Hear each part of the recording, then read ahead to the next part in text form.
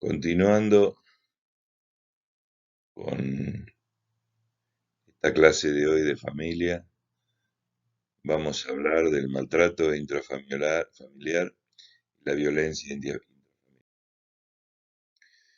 ¿Cómo definimos maltrato, sí, infantil? Toda acción u omisión que una persona, institución o la sociedad en su conjunto ponga en peligro la salud físico-mental de un niño y lo prive de su libertad como de sus derechos o dificulten su óptimo desarrollo. Insisto, es que por acción u omisión, ¿sí? Uno puede no hacer algo y estar generando un maltrato.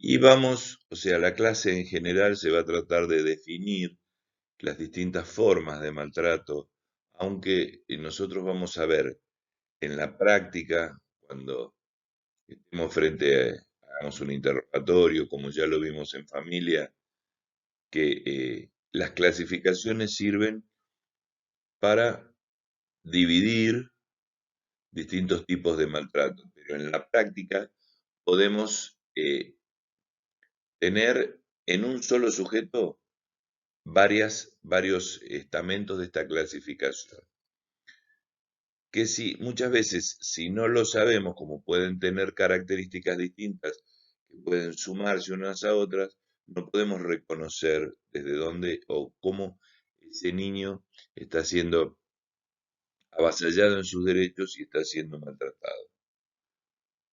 El maltrato físico es cualquier acción no accidental por parte de padres o terceros que provoque daño físico o enfermedad del niño o lo coloque en riesgo de padecerlo. ¿Sí? Entonces, nosotros acá tenemos una definición de lo que puede llegar a ser el maltrato físico. Puede existir otra forma de maltrato que es el abandono físico. Es aquella situación en que las necesidades físicas básicas del menor, alimentación, vestido, protección, no son atendidas temporalmente o permanentemente por ningún miembro adulto del grupo que convive con el niño. ¿Sí? O sea, todos los convivientes son responsables de no abandonar al niño en sus necesidades físicas, ¿sí? Necesidades básicas, porque tenemos en cuenta que el niño no puede autoabastecerse. Otra forma de maltrato es el abandono emocional, ¿sí? La agresión verbal u hostilidad verbal en forma de insulto, burla, desprecio, crítica, amenaza de abandono, eh, porque también la amenaza de abandono en un niño indefenso es un factor fundamental y que genera un sufrimiento importante en el niño y ese sufrimiento genera daño. El constante bloqueo de las iniciativas de interacciones infantiles desde el encierro, ¿sí? Por cualquier miembro adulto de la familia o en este caso un tercero no familiar.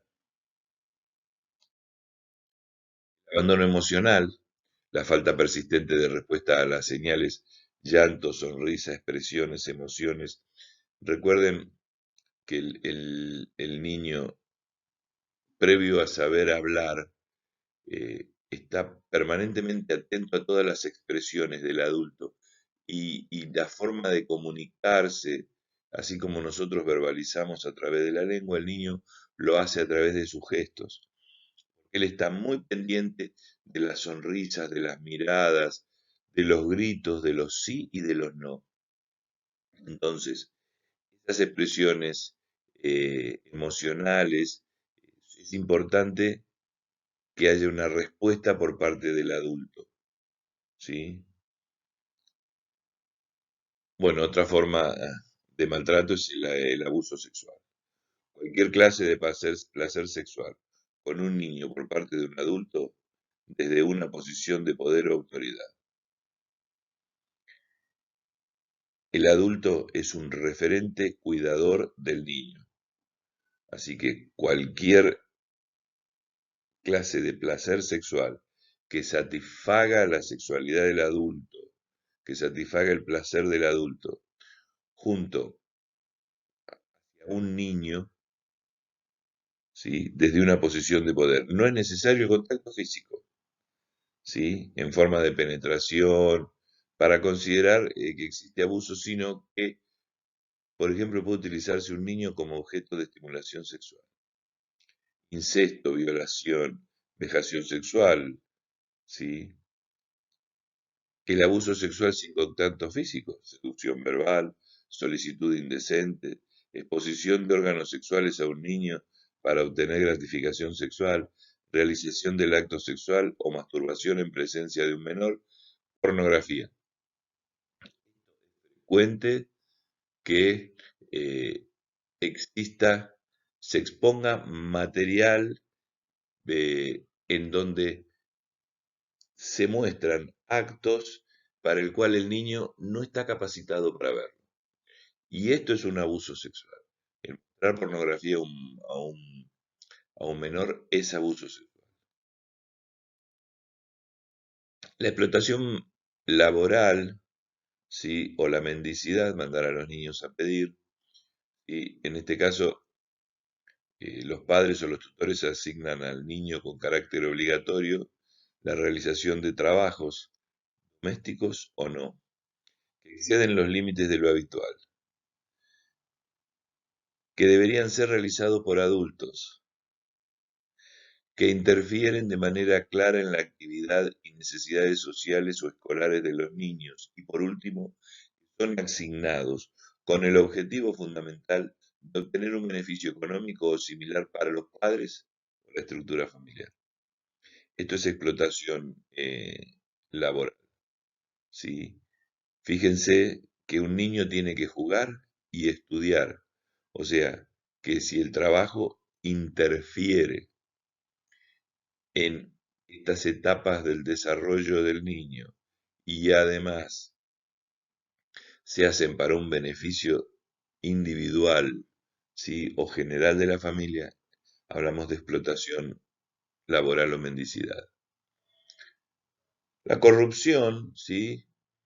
A ver, conductas que impiden la normal integración del niño y refuerzan pautas de conducta antisocial o desviada, especialmente en el área de la agresividad, sexualidad, drogas, alcohol, ¿sí? O sea, corromper a un niño acercándole a hábitos que no son saludables y que además le pueden generar una dependencia futura, y que esto también lleva al beneficio económico del sujeto que usa a ese niño para darle su mercancía, que en este caso, ¿sí? Es tóxica.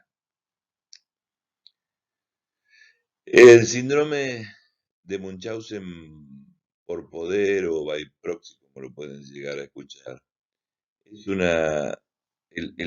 la simulación por parte del padre, madre o tutor de síntomas físicos patológicos mediante de sustancias o manipulaciones o sugerencias de sintomatología difícil de demostrar, llevando a internación o estudios complementarios innecesarios. Tenemos también la incapacidad parental de controlar la conducta del niño. Los padres o tutores manifiestan o demuestran claramente su total incapacidad para controlar o manejar de manera adaptativa el comportamiento del hijo. Dono, ¿sí? Dejar al niño abandonado, literalmente dejarlo en una plaza, en cualquier lugar. El maltrato prenatal abarca todas las acciones de la madre que con direccionalidad o intencionalidad causan o pueden causar daño al feto. Consumo de sustancias durante el embarazo. Alcoholismo, recuerden el síndrome alcohólico fetal.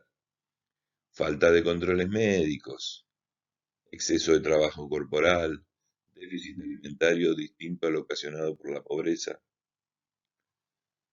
Esto implica un maltrato hacia el bebé en la panza de su mamá. Secuestro o sustitución de identidad.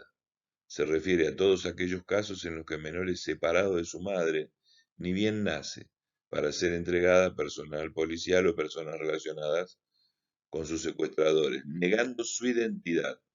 Recuerden que la semana pasada, cuando vimos los derechos de todos los menores de 18 años, hablamos de la identidad, el derecho a la identidad y la posibilidad de vuelta a su familia de origen. Recuerden que hablamos del derecho a la familia. Incluye a los menores secuestrados junto con sus padres y entregados a otros sujetos no familiares. Secuestran a la familia y entregan a los niños a sujetos no familiares.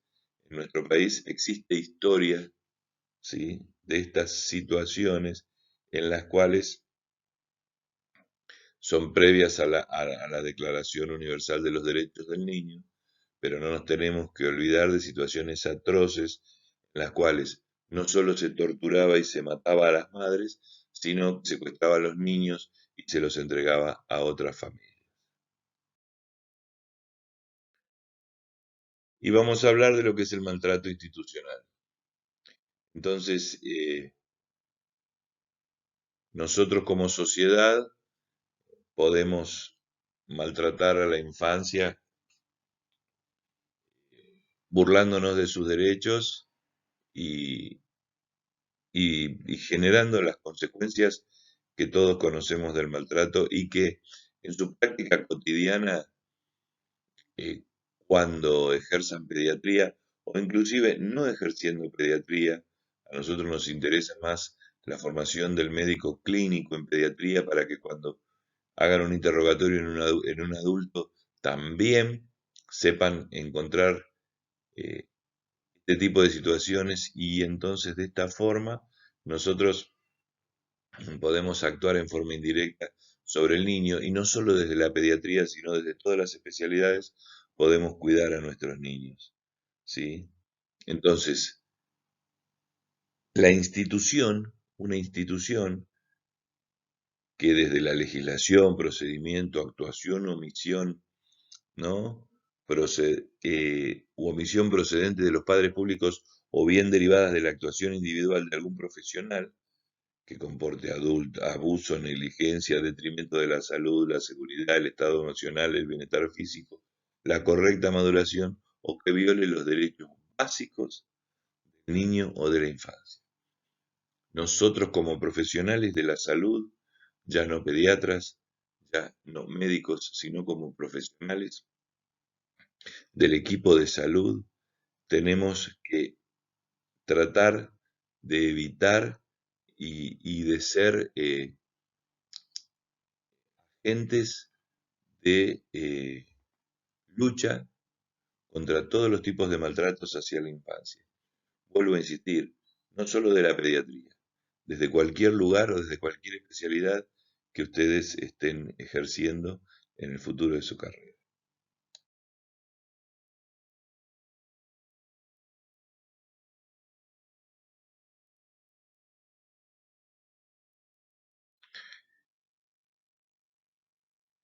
Y acá tenemos unos datos sobre un trabajo en la Ciudad Autónoma de Buenos Aires y en el partido de Avellaneda.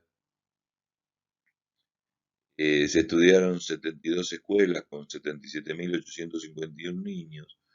La muestra representativa cubría alrededor del 10% de las instituciones educacionales. El mismo estudio eh, constató maltrato infantil en el 15% de las escuelas de Avellaneda, en el 18,2% de las escuelas de la ciudad. De esa muestra, el abandono físico llevaba al 40 al 32%, el abuso sexual entre era 1,4 y 1,3%, respectivamente, hablando de lo que era primero Avellaneda, cuando la primera cifra es la de Avellaneda y la segunda cifra es la de la ciudad de Buenos Aires. maltrato emocional entre el 20 y el 23,4%. La mendicidad, fíjense, entre 1,8% en la ciudad de Avellaneda y el 5% en Cava. El trabajo de menores ocurría entre 10 y 11,5%. Las conductas delictivas familiares llegaban entre 1,7 y 0,5 y la falta de control prenatal entre el 16 y el 10,7%. Estos son datos que nos enfrentan a la realidad de lo que implica el maltrato infantil. Que vuelvo a insistir, todos, entre todos, protegemos a nuestros